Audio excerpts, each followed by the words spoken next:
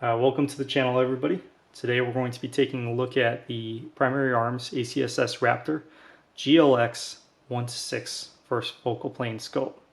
It's a mouthful, but let's break it down really quickly. So where the LPVO series of optics really shine is in their ability to quickly scale down to 1 power magnification and then go all the way up to 6 power, 8 power, even 10 power magnification.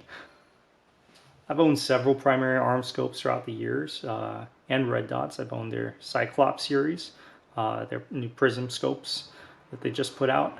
They're fantastic. I've had really good luck with the brand overall throughout my years of use. I really haven't had any issues with them, not even having any screws strip or anything like that.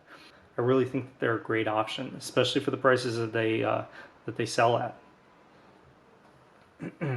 So let's take a look at this particular one. Like I said before, this scope is first focal plane. So what that means is that as you increase your magnification, your reticle size is going to increase proportionally. So why is that important and why would you want that? That affords us one major advantage in that our wind holds, our bullet drop compensation capabilities, and our ranging capabilities are all preserved regardless of what magnification setting you're at. So if you're ranging a target at 2 power magnification, it's going to be just as accurate as if you're ranging it at 6 power. That is not a feature on second focal plane scopes, and that's usually why I opt to go with first focal plane scope, especially for low power variable optics such as these. Next, we'll get into some of the physical specifications on this scope. Starting off, we have a 30mm tube made of 6061 aluminum with a 24mm objective lens. So plenty robust for the use that 99% of the buyers of the scope are going to be putting it through. Is it as robust as the new Trigicon LPVOs that they've been putting out for the Marine Corps? No, probably not. Those are forged 7075 aluminum, and there's really no way that this 6061 can compete with that. However, this is also coming at a much lower price and is also a lot lighter weight too. Alright, next moving on, we'll talk about the turrets. As you can see, they're capped right here. This top one actually is replaceable, however. I'll show you the replacement in just a minute here. But they're O-ring sealed, really nice tight finish. And we have a locking bit that goes around so you can adjust your zero. You pull 3 screws out from the side, really small Allen screws. Lift up the turret and then rotate it, click it back in, screw it back down. It's not a bad system overall. I will say the turrets aren't as clicky or as tactile as Primary Arms advertises them for. However, they are steel on steel contact, and they'll probably hold up just fine. And regardless, what I'm using this scope for, I'm not really going to be dialing it all. I'm basically going to be setting my windage and elevation, for my case 100 yards, putting these bad boys back on, and then leaving it as is, and just using that bullet drop compensating and the reticle to figure out where I'm going to be putting my bullet. But I will not be swapping out that top turret for the tactical version that they offer. Speaking of which, really quickly I'll just show you the box here that it comes with. It's pretty simple. Primary Arms GLX, first focal plane. Inside the box we have 2 manuals, one for the scope, one for the reticle. Spilled coffee on them already, so they're already warped. We have a nice cleaning cloth that comes with it. It's actually really sizable. I could shower with this. And then finally, we have our tactical turret right here. And you can see those adjustments on the side. So you can dial it in if you want. I have not actually tested it to see how it tracks. But I imagine, being Primary Arms GLX, it's going to track pretty good. I've done tracking testing with them in the past on their SLX scopes, and I've never had issues with it. So I don't foresee there being any problem with the GLX line of scopes, to be honest. That's pretty much all that comes in the box. You really don't need a whole lot more. The one thing that I was kind of hoping they'd include is some lens caps. I usually will keep one on the objective lens just to flip down and give it a little extra protection, especially if I'm walking through the woods. But it's not a deal breaker for me that they didn't include it. I'll probably just pick some up on my own. So speaking of those turrets, we have 0.1 mil of adjustment per click. That translates to roughly 0.34 MOA. So you're getting between half MOA and quarter MOA adjustments, which is plenty precise for the work that I need to do. And then you have 200 MOA of adjustment up and down, left and right, which is pretty forgiving. All right, moving back on the scope, we have our magnification ring. You can see on the very top, it's labeled at what magnification that you're currently at. You can see we're at the 1 power right now. And then you have this nice large adjustment knob to throw that and spin it to the higher magnification. So you can kind of see how it lines up. Most of the magnification change happens in that last half of the throw.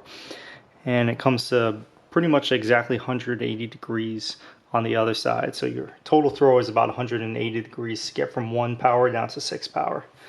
I will say it's very usable throughout that whole magnification range.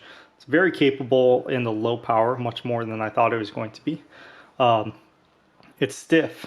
It's a very stiff adjustment compared to some of the other primary arm scopes that I've used in the past, but I actually enjoy it.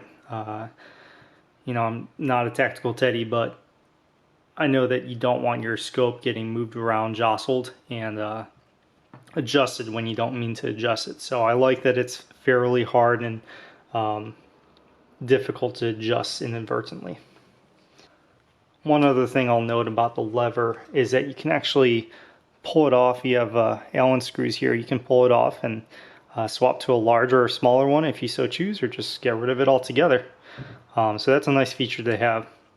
Now in the very rear of the scope, where near the ocular lens, you have your adjustable diopter, your eyepiece right here. Nice hard rubber coating. And again, just like the magnification ring, it's a very stiff adjustment left and right, but it's definitely doable. So I've got it pretty much adjusted to my eye, so I'm not going to mess around with it too much.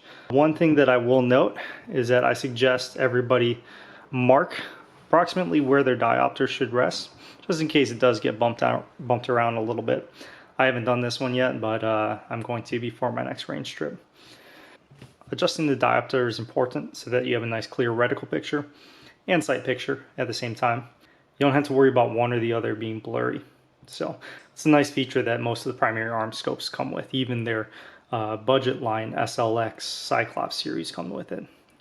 Let's talk about the eye relief in the eye box next. So Primary Arms advertises the eye relief to be between 3.3 and 3.5 inches.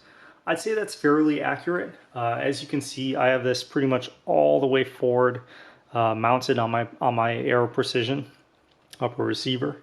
If possible, I actually probably would have moved it forward another 2 notches, just to get the really perfect eye relief for where I like to keep my stock. However, I refuse to mount any optics to the handguard, so that wasn't going to happen. I am able to get a pretty good sight picture with it. I just have to extend the stock a little bit more than what I'm usually comfortable with. But at the end of the day, no big deal. As you can see, the optic pretty much lines up at the charging handle end too. So that's usually where most folks like to run it. The eye box. All right, so the eye box on this reticle. Let's talk about it for a second. The eye relief is a forward and backward motion, as most people are aware.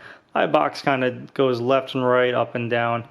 It's the play that you can have and still see that reticle and still be able to see down the tube properly.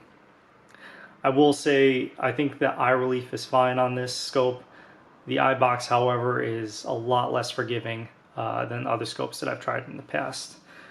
I'll be honest, it's been a while since I played around with any of the Primary Arms LPVO scopes. But from what I remember in the past, the eye box has a little bit more play in it left and right. You really have to have your cheek and your eye positioned just right, especially at that 6 power, to be able to clearly see down that scope and not to have any of that scope shadow. So that's one ding that I'll give it. And that's actually probably the main con that I have for this scope. On the other hand, however, as long as you train with the scope, train with the rifle, you get used to the eye box and the eye relief, you should be just fine. Especially on 1 power, you have a little bit more forgiveness on the eye box and the eye relief. It goes away on the 6 power, but that's pretty common for most scopes. So when you're actually looking down the scope at 1 power, your field of view, which is approximately how much area you're seeing left and right down your scope, is 104.7 feet at 100 yards. When you bump that magnification up to 6 power, that goes down to 18.3 feet. So it's still pretty respectable, all things considered. I've had scopes that are worse, I've had scopes that are better, but this definitely falls within the acceptable range. So we'll show you some pictures of the reticle and kind of talk about how it's used. But before we get into that, we'll talk about the illumination. Everybody wants to know if your LPVO, your prism scope is going to be daylight bright. And what that means is it going to fluoresce like a red dot would, even out in the bright sun? The scope will definitely not do that. Like I mentioned, I own several Primary Arms scopes, including their Cyclops series scopes that they recently put out, their Gen 2s. And those are, I say with confidence, those are what I'd consider daylight bright. I can look out my house in a sunny day, and the reticles are very, very bright and contrast really well regardless of what I'm looking at. This scope, however, looks a little bit more like a traditional illuminated scope. I'm sure there's some different technologies that go into illuminating a LPVO versus a prism optic versus a red dot, undoubtedly. But if you're looking for daylight bright, it's not this scope. I have seen daylight bright reticles on LPVOs before, but never on the Primary Arm scopes. They've always been what I consider dawn and dusk bright. So you can bring them outside, and when you have situations where you need a little bit more contrast between your reticle and your target, let's say you're shooting at kind of like a darker target, or it's just not that bright outside, it's perfectly appropriate to crank that brightness setting up, and you'll get good contrast on the scope. However, you're not going to get nearly close to the same contrast during the day. It's just not going to happen. Unfortunately, I haven't tried the new GLX scope, so I don't know if that still is accurate with that line. But from what I can say right now, the GLX line is not daylight bright for this LPVO series. Alright, so we may not have the best illumination on the reticle itself, but one feature that I really like about this scope is that they incorporated these little stops in between the adjustment for the brightness of the reticle, and that basically just turns it completely off. So you could have full brightness for one moment, flip it one knob over, and you're off again. So if you wanted to, you could adjust it very quickly without needing to scroll all the way through all the different settings from 1 to 10 to get to your desired brightness. Another really cool feature is the motion activated technology that comes with it. It seems to be pretty much standard on all the GLX line at this point. Basically what it means is that you can put the scope down in your safe, under your bed, etc. As long as you don't disturb it, that reticle is going to turn off, saving you battery. But the second you pick it up, it's going to turn back on and be at the brightness that you last left it at. So I really like that feature, saves a ton of battery. I haven't burnt the batteries out on this scope yet, but I'll let you all know when I do. I don't foresee it happening for a while though. I have experience with the motion activated technology from Primary Arms with their other scopes, and they last a long time, a really long time. Again, the technology on the LPVOs is different, so I can't really gauge it accurately, but we'll see. The ACSS reticle is really pretty cool. It packs a lot of features into a relatively simple and easy to use scope. It's one of the reasons I bought so many Primary Arms scopes over the years. Let's go ahead and talk about it though. So on the right here we have what the scope looks like at 1 power magnification. You can see that horseshoe is relatively small. I can barely see the chevron under 1 power magnification as is. So when you're putting it over targets, you're pretty much just using that horseshoe. And this is kind of zoomed in, so it's not exactly accurate, but we're mainly going to be talking about the 6 power magnification, so it's not as important. Just know that those horizontal and vertical lines really do help bring your eye in towards the center of the reticle. It's pretty useful. It's a relatively new feature compared to some of the old ACSS SLX line. Alright, moving on to our magnification under 6 power, you can see that everything is kind of zoomed in because it's first focal plane scope, And we have three main parts of the reticle. We have the horseshoe here, we have our Christmas tree area, and then we have our vertical ranging on the sides. So our horseshoe serves two purposes. On one power magnification, it's a really quick aiming point, but up at the higher power magnifications, you can also use it to lead targets that are running. So the edges of this horseshoe roughly translate to a target moving 8.6 miles per hour. If the target is walking, you can roughly cut that in half and use that area in between the chevron and the horseshoe for leading your target. So let's talk about the Christmas tree area of the reticle.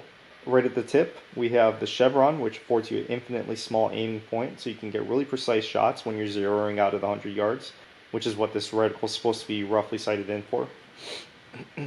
Below that, we have our ranging capabilities. So this is a horizontal ranging capability that correlates to about 18 inches wide at the given distance. So 18 inches wide at 400 yards in this case. Moving down, we obviously get to smaller and smaller stadia lines, which correlates to targets being further away. The nice thing about this reticle, and the reason it's so intuitive, is that once you've gotten your horizontal ranging, so let's say you determine that your target is 400 yards away, all you have to do is hold right at that 4 line again, and you'll be able to take your shot accurately. So going forward, we have our last feature of the Christmas tree reticle, which is these wind holds. These correlate to 5 mile and a 10 mile an hour hold. So it takes some of the guesswork out of leading your target in windy conditions. Alright, coming out to the side, we have our vertical ranging lines. Kind of like our horizontal that line up with 18 inches wide. These vertical ranging lines line up to about a target that's 5 foot 10 inches high. So roughly the average male height. 400, 500, 600, 700, and 800 yards away. We'll give this a little bit of practice just to show you how it works. Let's say we're looking at these 3 targets below us. We're going to move our reticle down and roughly figure out where that target lines up. You can see that 500 and 600 yard stadia line seem to be too narrow on the target, but the 400 fits just right. So at that point, if we're pretty confident that we have an 18-inch target, we can just take the shot right at that point, and we're going to hit about center mass on the target.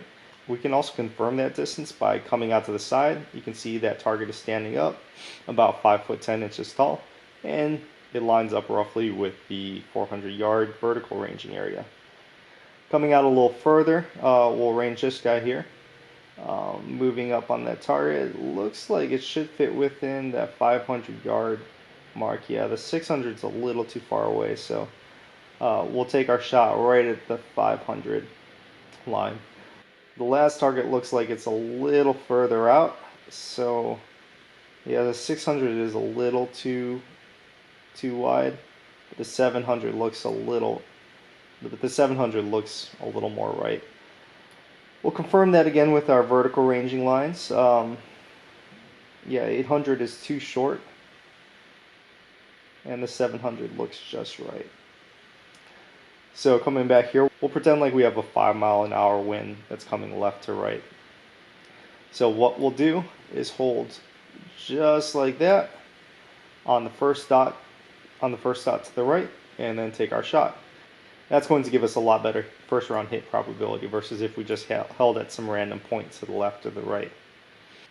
That's pretty much all I have to say about the reticle. It really is pretty intuitive and gives you a lot of capability, especially considering that you can work close-up distances with this 1 power magnification and get all the features of the reticle at the 6 power magnification. And you can take shots from 10 yards all the way out to 6, 7, or 800. But let's go ahead and get back to the scope itself. So really quickly, we'll talk about philosophy of use. What do I see this scope being used for, and what kind of rifle do I see it being used on? Your scope and your rifle really go hand in hand. You don't want to set one up without consideration of the other. For example, you wouldn't put a 20 power scope on a 7.5 inch AR, and you probably wouldn't put a red dot on a 24 inch AR.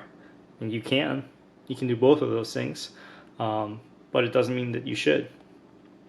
So with that in mind, I see this being a good do-it-all, maybe medium to medium long range rifle.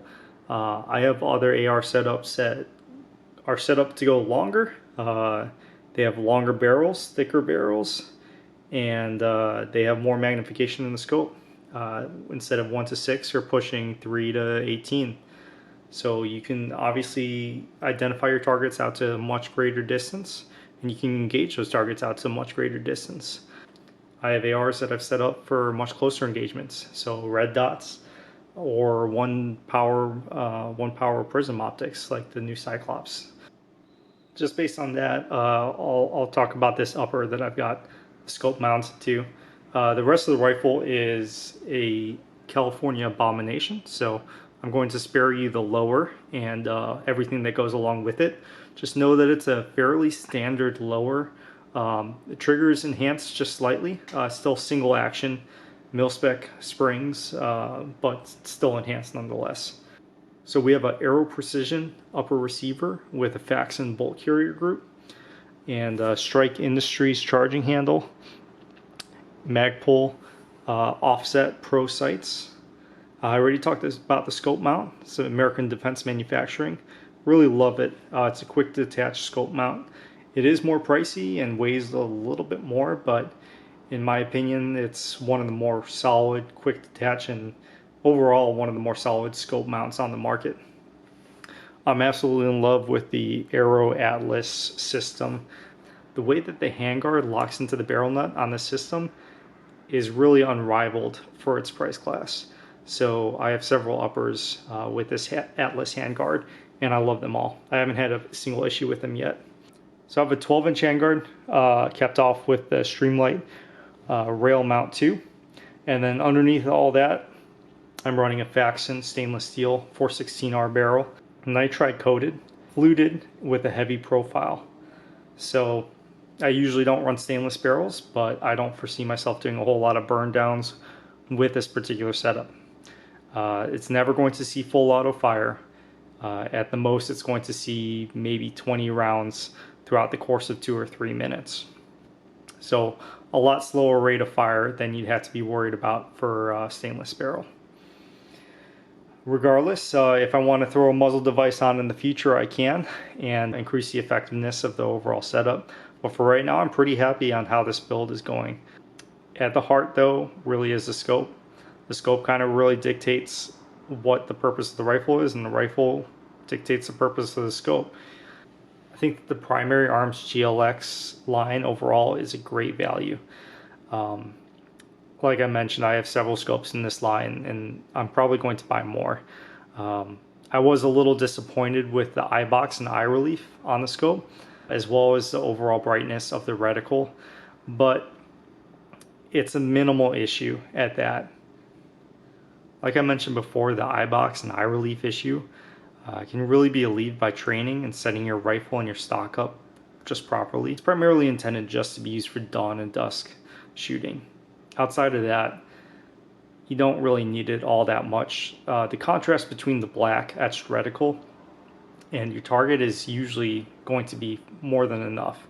You'll be able to see your target and you'll be able to make accurate and quick hits.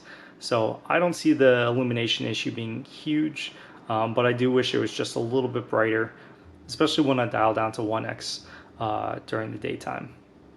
But other than that, I'm really happy with the scope. It's got a lot of awesome features, and for the price point, it's hard to beat.